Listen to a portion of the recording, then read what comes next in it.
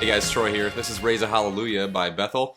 This is all E1, so I did not combine the guitar parts in this particular one simply because the parts, they're so interconnected that it was hard to even separate them.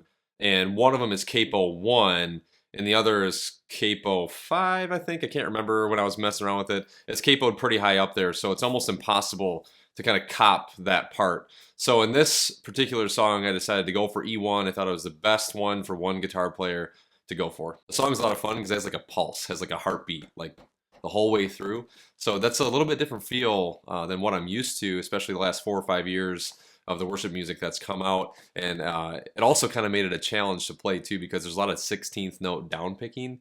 And so my forearm was getting all like pumped up, kind of like back in my motocross days when you'd be riding laps for a while and my forearm would like want to fall off basically. And the overall meaning of the song is great. So if you haven't caught it yet, it's about worship, worshiping through everything, not just the good times.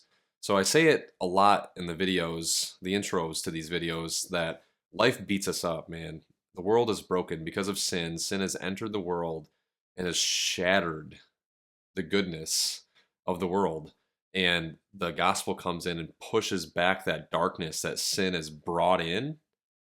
And because of that friction, we're not always on the good side of things. We're not always happy, if we can be honest. Sometimes we get beat up, but the key out of that is worshiping a God who never fails, who has conquered sin and defeated death for you.